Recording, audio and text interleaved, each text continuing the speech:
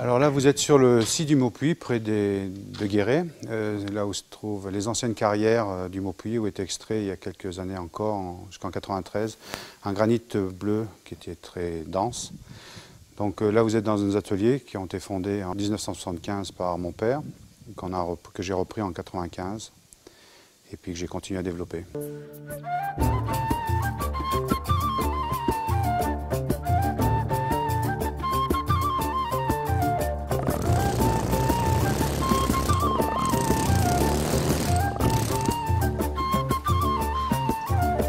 Eh bien voilà, donc moi ma formation, je suis un compagnon tailleur de pierre, je faisais partie de la fédération compagnonique.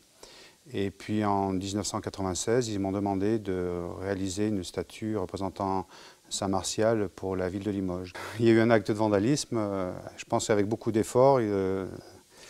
Bon, des personnes ont fait tomber la statue de son piédestal, ce qui fait que ça l'a brisé en 3 morceaux, dont la tête qui était devenue un puzzle, quoi. Donc ce qu'on m'a demandé, c'est de restaurer, de reconstituer cette sculpture. Alors comment est-ce que vous vous y prenez là pour reprendre ce travail? Ben, il y a un travail de... On ne peut pas recoller les morceaux? Ben, on peut les recoller, mais bon, ça se verra toujours.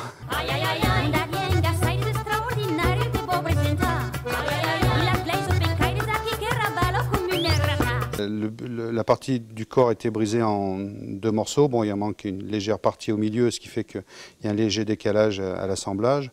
Mais bon, on va rattraper ça.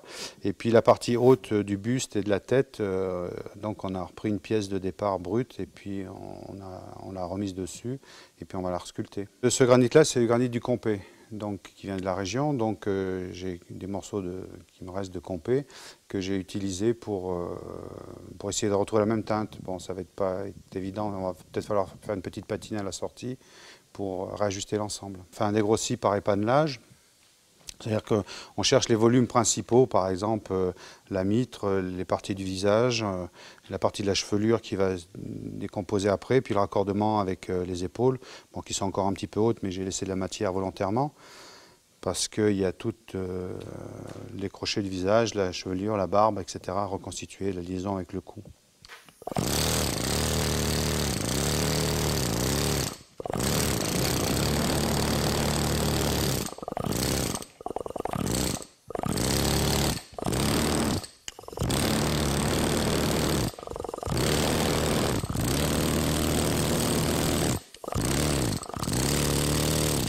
Jean-Louis, je vous vois regarder régulièrement le premier buste. Oui. Il y a toujours un coup d'œil.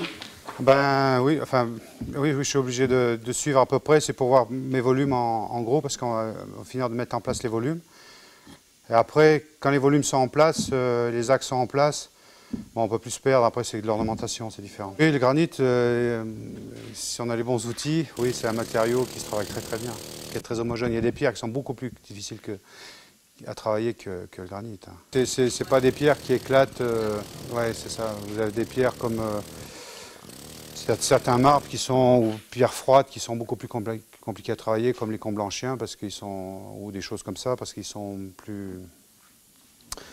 ils sont moins fiables. C'est-à-dire que vous pouvez faire un éclat même en faisant attention, quoi.